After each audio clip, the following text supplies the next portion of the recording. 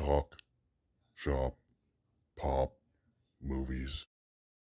Ahoy there, this is Derek, the Convicted Cinephile, and if you're a convicted cinephile yourself, please like, share, and subscribe to the channel down below. On my channel, I like to talk, shop, and pop open, that is, movies and physical media, and I've been meaning to get to this all month so far. It is, at least in my eyes, officially award season. It's the time of year all the Oscar, hopeful films are coming out. I don't have a chance to see any of them at the time, but hopefully by the end of the season I will, and we'll have that'll be a thing too.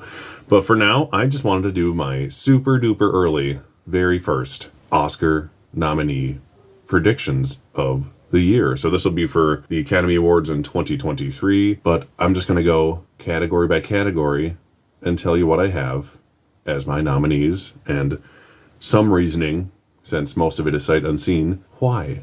So let's get into this. I'm just going to start with Best Picture, because why not? So we have 10 Best Picture nominees. No matter what, starting last year, they finally went back to that.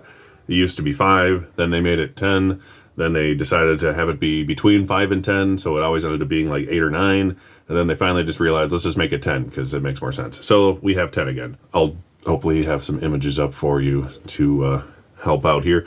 But my number one pick, as far as most likely to get nominated, most of these aren't in any specific order, but this one definitely I would say is Steven Spielberg's quasi-biopic, The Fabelmans. This is the type of movie that will get in up to a dozen categories. It could have upwards of 3 or so acting nominations. It'll get a picture nomination for sure. It'll probably get Best Director for Spielberg himself. It is John Williams' last score he'll ever do, so I'm sure we'll get into that in a minute. I can't remember all the categories they have up here, but there's just too many things going for The Fabelmans to count it out. And I believe it won the Toronto Film Festival's People's Choice Award, which all but I think like one time that film has been nominated, at least for Best Picture. But that usually doesn't win Best Picture, but it usually is nominated, so we'll see where that goes, right? Number 2, I have Everything Everywhere All at Once. Will this be a critical darling only, or will the Academy actually fall in love with it as much as so many people have? I think that's the only film on this list that I have seen. But I have it at number 2 because it needs to get at least a few nominations, and with 10, it'd be hard not to get in there, I think, for Best Picture. Number 3 is Women Talking. Like I said, I haven't seen it. This would be the one movie to potentially get a female Best Director nomination, I think, this year. We've had a female win the last 2 years in a row, so that's pretty cool. Like I said, I haven't seen it, but this is a Frances McDormand-produced film. She's been doing good at the Oscars lately. Her Nomadland ended up winning, and so did she. So number 4, I have Top Gun Maverick. I haven't even seen this yet, as sad as that sounds, but hopefully I will within the week or so.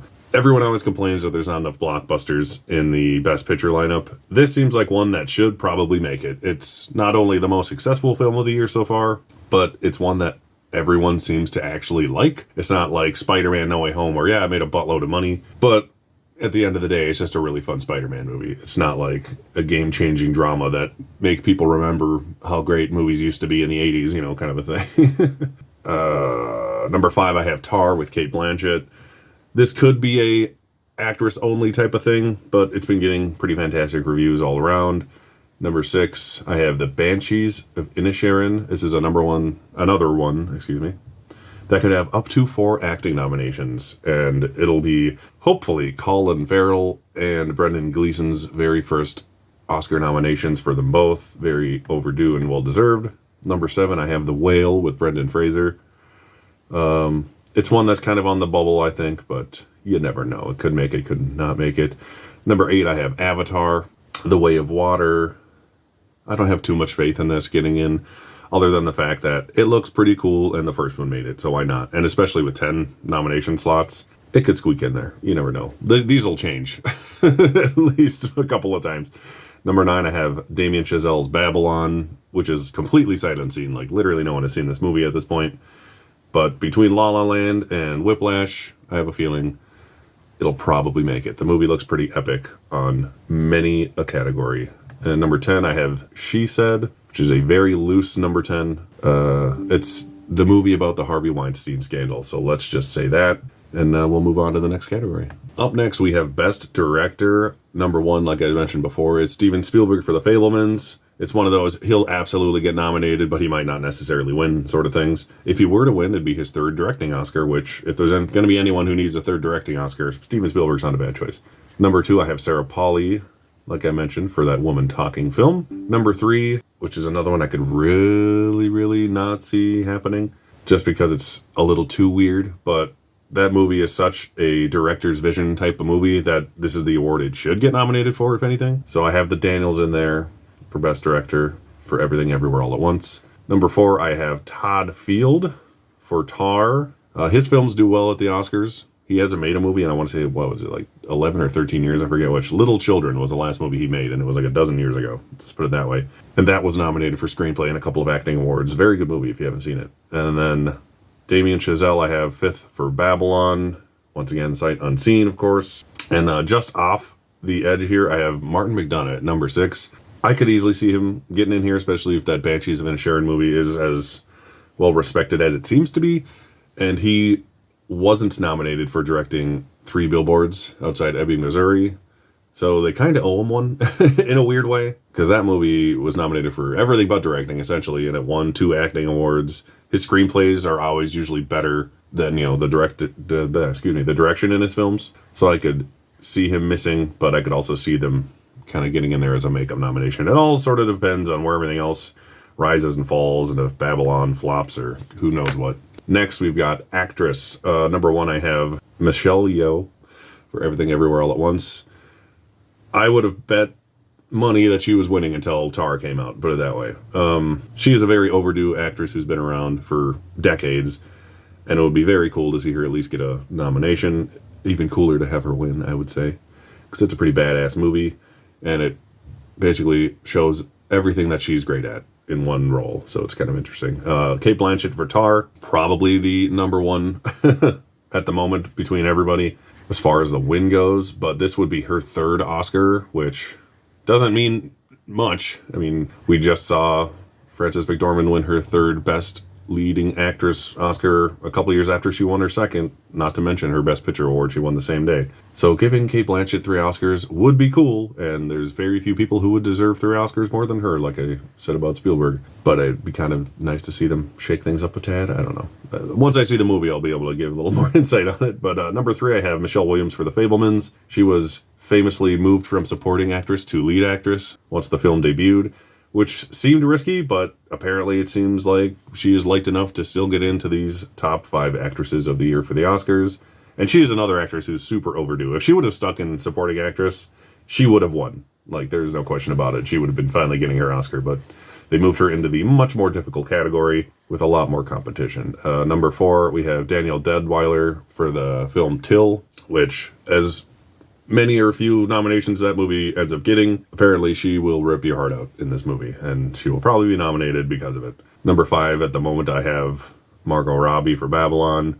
She is sort of the, you know, actress of the moment, you know, for the last couple of years. The hot new thing in Hollywood, you could say. And she looks batshit crazy and awesome in this movie so far. So as long as the movie is as great as it looks like it could be, I think she's an easy nominee. I'd sort of be hard-pressed to see her winning against Cate Blanchett or Michelle Yeoh, honestly. Next, we have actor. Number 1, and hopefully the eventual winner, will be Mr. Brendan Fraser for The Whale.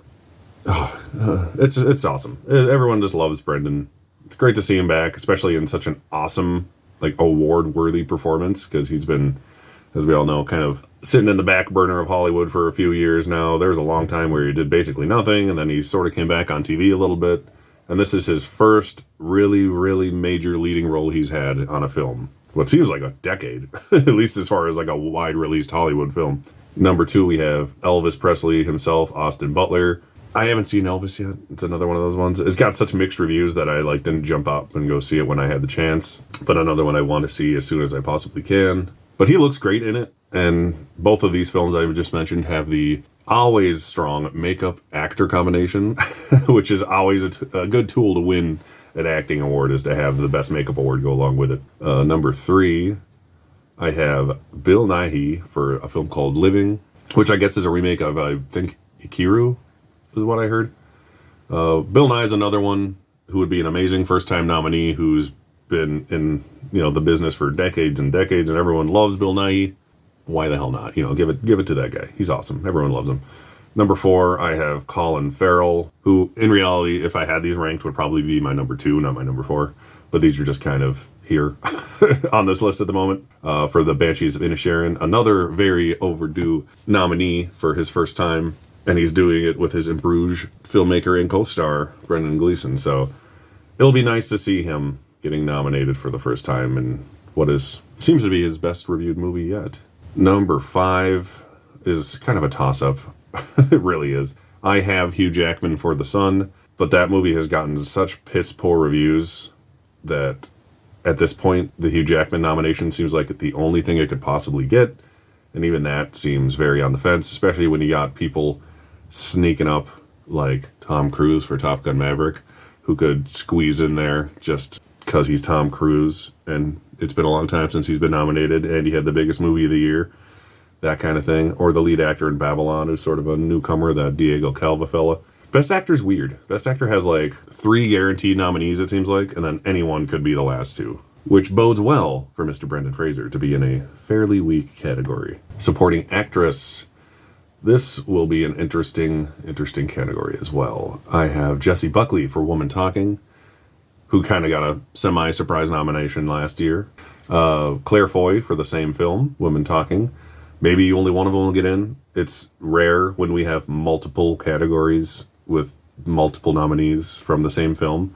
It'll get even weirder in a minute for supporting actor, and I'll get into that. Number 2, I have Stephanie Sue for Everything Everywhere All at Once. It would be kind of wrong for her not to get nominated if all of her other co-stars do, because she was just fantastic in that movie. The up-and-coming favorite in this category would be Carrie Condon for that Banshees of Inisherin film. And then Hong Chow for The Whale would be a very good one. Another one who could maybe make it in here would be Carey Mulligan for She Said, because she was probably going to be the lead, and then they put her into the supporting to help her chances out. It's just one of those weird category fraud-esque things going on. You had two co-leads, and then you put one in lead and the more famous one in supporting to help them out, basically. And then you got Jamie Lee Curtis also for Everything Everywhere All at Once, who, if she got nominated, would be her first Oscar nomination ever. That would be awesome.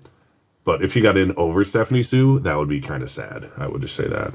Because Stephanie Sue is a bigger part of that film, and I just thought she was more interesting in it. But if they both got nominated, hell, you could have both of the Women Talking women get nominated and both of the Everything Everywhere All at Once women get nominated. That would be interesting. Up next, we have Supporting Actor. Number 1, and I really hope he wins, even though I haven't seen anything else, like I said before.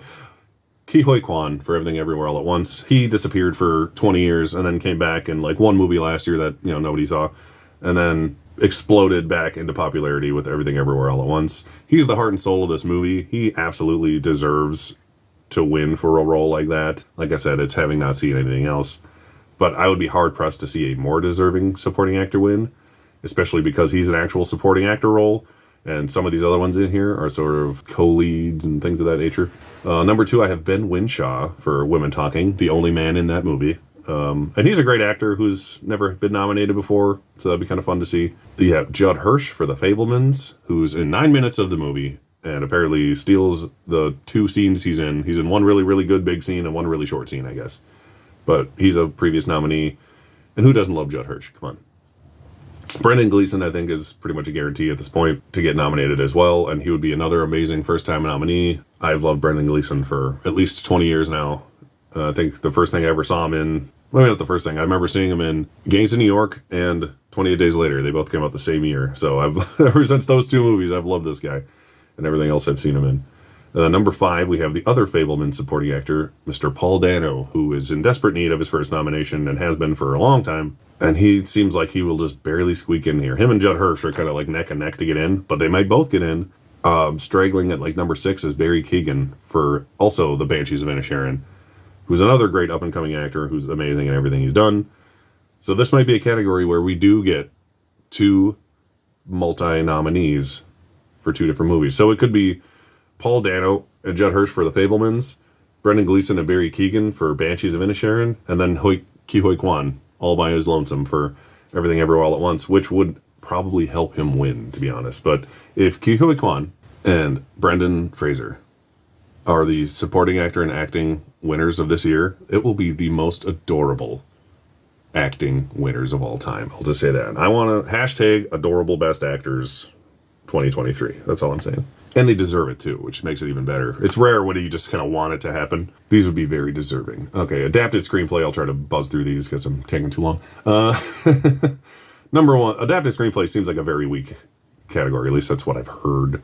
I'm actually going to change something around here. I'm going to pop this one in instead. Okay.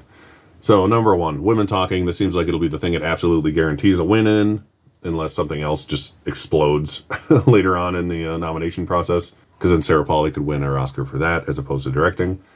The Whale in number two, Darren Aronofsky. If it gets Best Actor and wins, it'll probably get Best Screenplay nomination. If it gets those two nominations and then one of them wins, it probably should get Best Picture. So that's the main reason I have it in Best Picture, is because if it gets Screenplay and Lead Actor, it probably deserves Best Picture. Number three, I have Glass Onion, the new Knives Out movie. Once again, it'll probably be its lone nomination for the Knives Out movie. It's just a fun, well-written thing. You know, it's just new and exciting, other than being a really fun, well-written crime caper kind of movie. She Said is in number four, the Harvey Weinstein story, reporter film. These kind of movies get nominated a lot, like Spotlight and things of that nature.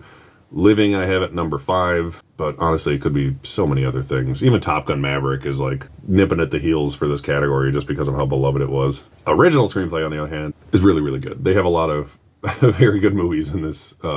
Pretty much all the top five Best Picture hopefuls are in this category. You got Everything Everywhere All at Once, which probably deserves to win because it is a ridiculous screenplay that manages to make complete sense once you finish watching it, despite how batshit crazy it is.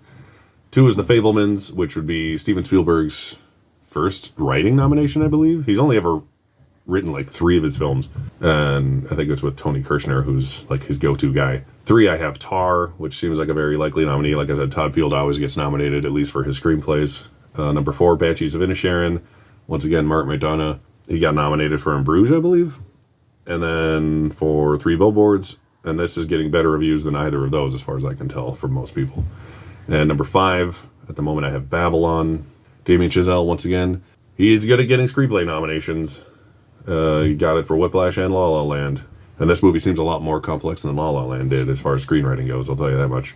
But then you got Triangle of Sadness, which is one I could see sneaking in to be the lone screenplay nominee of the year, which, with the exception of last year, always happens. Okay then, up next we have Best Cinematography. Up first now I have The Fabelmans, because every Steven Spielberg movie is shot wonderfully for the most part. Maybe with the exception of The Post. Two, I have Babylon. Damien Chazelle's La La Land won this category for that. This looks just as, if not more, beautifully shot than La La Land did. Top Gun Maverick I have at number three, primarily because of all the cool action sequences. They did a lot of real jet flying stunts and things of that nature, and it was shot very creatively. I have Avatar: The Way of Water. The first one won cinematography. Maybe it's just more of the same, so it won't interest them as much this year, but it does look beautiful. I gotta give it that. But I always think it's kind of funny. It's like you're basically nominating a computer animated movie for cinematography at this point, because I don't think, is there even any humans in this one? I don't know. At least in the first one you had partial live action, partial animation. It was like a 60-40 split. This one I'm pretty sure is just essentially a computer animated movie, but they're not going to put it in the best animated film category because that would, make it seem like a less than thing. Number five, I have Empire of Light, which seems like a nice movie. It's gotten very mixed reviews, very reviews. It's got Olivia Colman in it, and she's great as always, but due to the overall mediocre reception to this film, even she has fallen out of Best Actress, because it is a good Best Actress lineup this year. But Empire of Light's cinematography nomination is probably its most likely, for the sole reason that Roger Deakins is the one who shot the film. So I'm sure it looks gorgeous, but it's very weak. You could have All Quiet on the Western Front get in. War movies like that often do. Everything Everywhere All at Once is pretty high up in the maybe pile, because it just shot very creatively. I wouldn't personally nominate it for cinematography, but you never know. Banshees of Inisherin, I've heard, is a beautifully shot movie, but it's also kind of a cold movie. Best Costume Design. Black Panther, Wakanda Forever is on top. Once again, this film won, or the original won this category. At the time, number two, I have Babylon. Like, this thing is going to get 10 or more nominations as long as it's not a piece of shit, just because it looks beautifully made. Elvis for costumes at number 3 just seems like a sure thing. It's the perfect kind of movie to get the costume and production design potential combo. 4, I have The Fabelmans. 5, I have The Woman King. This is one where Everything Everywhere All at Once could sneak in just because of its weird, quirky costumes. But the Oscars don't like contemporary things very often. And all of these, with the exception of Wakanda Forever, are not contemporary. But Wakanda Forever is also a comic book movie where they're able to get more creative with their contemporary costumes. Film editing, number 1, I have Everything Everywhere All at Once. If there's another nomination this film needs to get, it is editing. Because that movie is a trip, and it's very well edited, very kinetically edited, very fast paced. There's a lot of editing. They usually like their most edited kind of movies at the Oscars, and this fits right in there, but it's also well edited on top of just being the most editing. Number 2, Fabelmans. It just seems like it's going to get in there. 3, Top Gun Maverick. I honestly think that's probably number 2, partially because I think it's number 1 for sound, and sound and editing often go together lately. So I think Top Gun, just based on that, might end up winning both. But I kind of hope Everything Ever All at Once ends up winning the editing award in the end of the day. Number 4, yet again, we have Babylon, just because until anyone sees it, they're just going to throw it everywhere, and so am I. Number 5, Elvis, a lot of busy editing. It's another most editing nomination over the best editing nomination. But I mean, if Bohemian Rhapsody can win this Oscar, then fucking anything can, for God's sakes. That movie sucks. Even the editor didn't like the editing in that movie. Production design, we have Wakanda Forever, once again. The original won this category. Avatar, The Way of Water, same thing. The original won production design. Fabelmans, it does look like it's very well recreating the past. Same with Babylon. And like I said, Elvis seems like the perfect art direction, costume combination sort of movie. But another, like Glass Onion, apparently has amazing production design, because it's all basically done in one big Glass Onion house. That's what it's named after. And it looks beautiful. All Quiet on the Western Front, is well recreated war times. Everything Ever All at Once is all over the place. Creative production design. But once again, contemporary stuff usually doesn't get in or win that often. Best score, Fabelmans. John Williams' last score. If he doesn't get nominated for this, I'd be amazed. He got in for all of those Star Wars sequel trilogy movies. He should get in for this. And if he won his final Oscar on his final movie, I wouldn't complain. He needs one. He's only got 5. I mean, out of like 50-something nominations, that's not even that good of a ratio if you think about it. Number 2, Babylon. Same thing I said before. Banshees of Inisherin, number 3. I've heard it has beautiful music. Same thing goes for Women Talking. And rounding out this top 5, I have Wakanda Forever. Once again, the original one, best score. Why couldn't this one squeak in there as well? And I've been hearing a lot of great things about Guillermo del Toro's Pinocchio. But he and it might rise in my rankings, especially after I see it next month on Netflix, I believe. So that'll be cool. Animated feature, there it is. Pinocchio at number 1. The Guillermo del Toro one, not the god-awful Disney Plus one. It's a stop-motion animated Guillermo del Toro movie that he has complete creative control over. And it is a very crappy year for animated films. Like, it really is. Turning Red, I have number 2, and that's like mediocre Pixar at best. Even though I did like the movie when I watched it again. Marcel the Shell with Shoes On. This seems to be well liked. I haven't seen it. Strange World looks cute, but I haven't seen it. My Father's Dragon, I just have on there. Under that, I have Wendell and Wild, which I really didn't like. I actually saw that the other day. I like the stop-motion animation in it, but other than that, I had zero interest in that movie the entire time I was watching it. And The Bad Guys, it's another one of those, like, it's cute, but it, is it Oscar-worthy kind of thing? It's not so much. And that's everything they have on here so far. So there's no, like, all the things that have short lists, like visual effects and things of that nature and makeup, they are added on a later date. So right now, that is my Oscar predictions as they stand, which are the same as most people's, I'll be honest, because I'm looking at Gold Derby right now, and that's the images I'll probably be showing. Sort of just following the crowd here and there with different orders. A couple of things I'll have thrown in that I think might be like long shots that'll get in. I always like to do that. But for the time being, I'm kind of just following the crowd until I have a chance to see all of these movies. And then, then shit's going to go down. Let's put it that way. Thank you for watching what is my first of many Academy Awards / award season in general related videos I'll be doing. I'll probably do one like this of the Golden Globes and the Critics' Choice and the SAG Awards. I got all those predictions already. sit in here, I'll double check them, and I'll make a video of those in the coming weeks. Thank you for watching. Please like, share, and subscribe if you like award season content or just random movie stuff, movie pickups. I do all that too. Anything to do with movies, I do a little bit on my channel. That's that's the thing. I don't want to pigeonhole myself. As long as it has something to do with movies, I'll do it on here. That's what I do. Thanks for watching, and I'll see you next time. Buck, shop, pop, movies.